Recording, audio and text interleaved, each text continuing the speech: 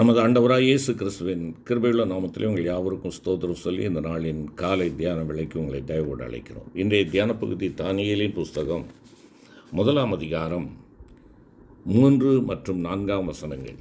தானியேல் 1 அதிகாரம் 3 மற்றும் 4 வசனங்கள். தியான வசனம் தானியேல் 6 அதிகாரம் 28 வசனம். தானியேல் 6:28. தரிவியின் ராஜ்யபார காலத்திலும் பெர்சியனாகிய கோரேசுடைய ராஜ்யபார காலத்திலும் தானியேலின் காரியம் ஜெயமாய் இருந்தது. தானியேலின் காரியம் ஜெயமாய் இருந்தது. அருமையான கர்த்தருடைய பிள்ளைகளே, ராஜாதி ராஜாவாகிய கர்த்தரை சேவிக்கும்படியாக தெரிந்து கொள்ள வேண்டிய சில காரியங்களை நாம் தியானித்து வருகிறோம். உலக பிரகாரமான ராஜாவாகிய நேபுகாத்நேச்சார் தன்னை சேவிப்பதற்கு அவன் கொடுக்கக்கூடிய தகுதியை அடிப்படையில் உலக பிரகாரமான அந்த மனிதனுக்கே அவ்வளோ தகுதியுள்ளவர்கள் வேண்டும் என்றால் அவர்களை எல்லாம் உருவாக்கி ராஜ்யங்களையும் அதிகாரங்களையும் கொடுக்கிறார். ராஜாதி ராஜாவுக்கு சேவிப்பதற்கு எப்படிப்பட்டவர்கள் வேண்டும் என்பதைத்தான் இந்த நாட்களில் தியானித்து வருகிறோம்.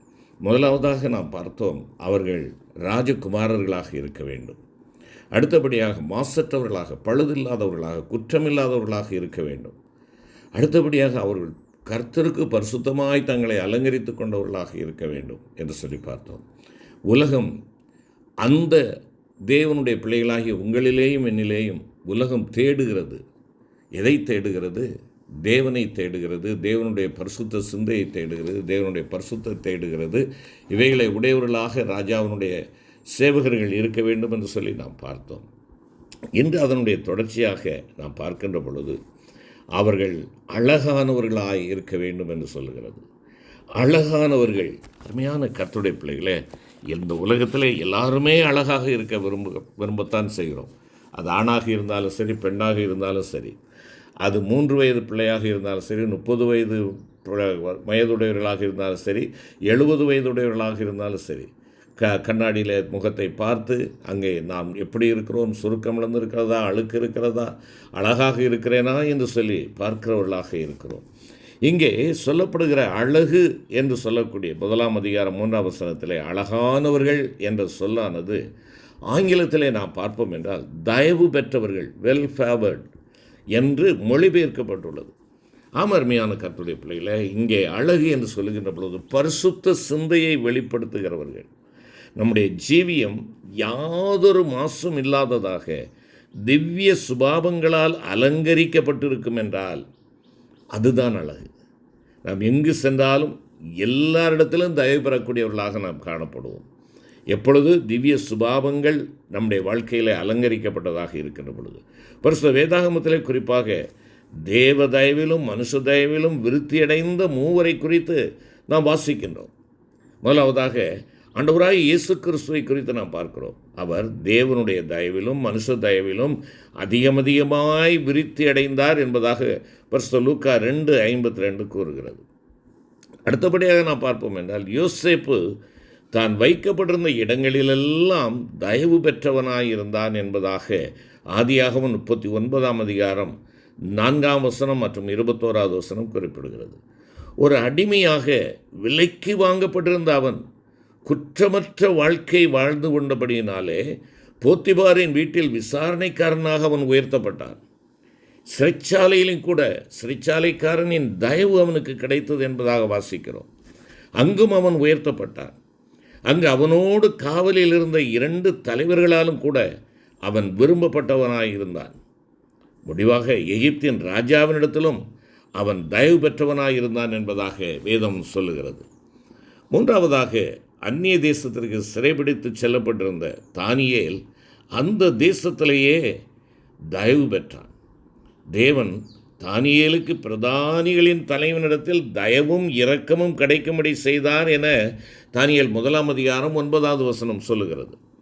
மேலும் பாபிலோன், மேதியா, பெர்சியா என்னும் பேரரசுகளின் ராஜாக்களிடத்திலும் அவனுக்கு தயவு கிடைத்ததாக தானியேல் 2 அதிகாரம் 48, 49 வசனங்களும் 6 அதிகாரம் 28 வசனமும் கூறுகிறது.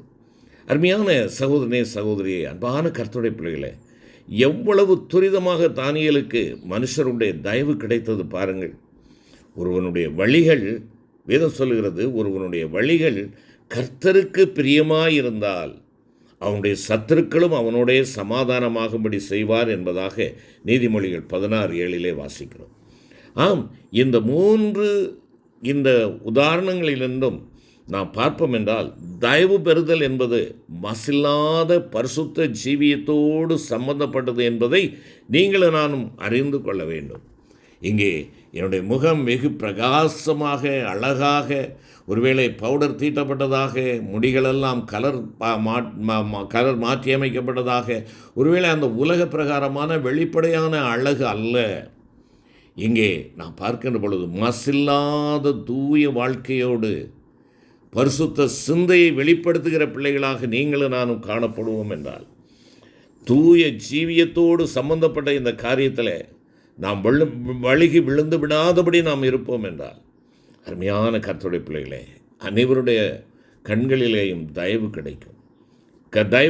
ராஜாதி ராஜாவை சேவிப்பதற்கான அந்த ஜீவியத்தின் தூய்மை நம்மில் இருக்கும் என்றால், மற்றைய எல்லா அம்சங்களும் தொடர்ந்து நம்முடைய வாழ்க்கையில் ஆண்டவரை சேவிப்பதற்கு தகுதியுள்ளவைகளாக காணப்படும். இங்கே கூறப்பட்ட ஆண்டவராய் இயேசு கிறிஸ்து, யோசேப்பு, தானியேல், இந்த மூவரும் தாங்கள் தயவு பெறும் முன்னதாக கடும் சோதனைகளை சந்திக்க வேண்டியதாக இருந்தது என்பதை நாம் பார்க்க வேண்டும். ஆண்டவராய் இயேசு கிறிஸ்து கடந்து சென்ற பல பாடுகளை நாம் அறிவோம். யோசேப்பு பல வருடங்களாக காவல் கிடங்கில் அடைக்கப்பட்டிருந்தான். தானியேல் ஒரு சந்தர்ப்பத்தில் சிங்கங்களின் கெவிக்குள்ளாக தூக்கி எறியப்பட்டார். ஆனாலும் அவர்கள் தங்கள் சோதனைகளில் முறுமுறுக்கவில்லை, முறையிடவில்லை. தேவப்பிள்ளையே, நீ தூய்மையான வாழ்க்கை வாழ்வாய் என்றால் சில வேளைகளிலே உன்னை பிழையாக விளங்கி கொண்டு பகைக்கக்கூடிய பலர் உனக்கு விரோதமாக எழும்பக்கூடும். ஆனாலும் அதை குறித்து நீ கவலைப்படாதே. நீ தயவு பெற்று உயர்த்தப்படும் முன்னதாக கடும் சோதனைகளை சந்திக்க வேண்டியதிருக்கும் என்றாலும் அவற்றின் முடிவில் நீ மகத்தான பெரிய ஜெயத்தை கண்டடைவாய் என்பதை நீ உணர்ந்து கொள். ஒரு புதிய ஏற்பாட்டு தானியேலாக நீ அழைக்கப்பட்டிருப்பாய் என்றால், சிங்கங்களின் கெபி ஒன்று உன்னை சந்திக்கும் என்பதை உன் நினைவில் வைத்துக் கொள்ள வேண்டும். ஆனாலும் நீ தூய ஜீவியமுள்ளவனாயிருந்தால் அப்படிப்பட்ட அந்த சூழ்நிலையிலிருந்து சிறப்பான வெற்றி பெற்றவனாய் வெளியே வருவாய். நீ பெரிய சோதனைகளை உன் வாழ்வில் சந்தித்து கொண்டிருப்பாய் என்றால் உன்னுடைய அழைப்பு விசேஷமானது என்பதை மறந்து விடாதே. ஆண்டவராகிய இயேசு கிறிஸ்து தவறுதலாக குற்றம் சாட்டப்பட்டு, பாடுபட்டு, மரித்து பின் அவருக்கு ஒரு உயிர்த்தெழுதல் இருந்தது போல, நீயும் அநியாயமாய் சகிக்கும் இந்த இக்கட்டுகளின் முடிவில் அந்த சூழ்நிலைகளில் நின்று உயிர்ப்பிக்கப்பட்டு ஆவிக்குரிய பிரகாரமாக உயர்த்தப்படுவாய். நீ எங்கு சென்றாலும் தேவனுடைய கரம் உனக்காக கிரியை செய்வதை நீ முற்றுமாக உணர முடியும். ஆனால் அருமையான கர்த்தருடைய பிள்ளையே, இவையாவும் உன்னில் அந்த தகுதியாகிய, இல்லை என்றால் ஆண்டவர் விரும்புகிற தகுதியாகிய யாதொரு மாசுமில்லாத ஜீவியம் உள்ளவனாக நீ ராஜகுலத்தானாக இரட்சகராகிய இயேசு கிறிஸ்துவின் விலையேறப்பெற்ற இரத்தத்தினாலே நீ கழுவி சுத்திகரிக்கப்பட்டவனாக இருக்கிறாய் என்பதை சார்ந்துதானவைகள் அமைந்திருக்கின்றன. நேபுகாத்நேச்சார் தனது அரண்மனையில் சேவிக்கும்படி புறம்பான அழகுள்ளவர்களை தேடினார். ஆனால் நம் ராஜாதி ராஜாவானவர் தம்மை சேவிக்கும்படி உள்ளான அழகுள்ளவர்களையே நாடி தேடுகிறார்.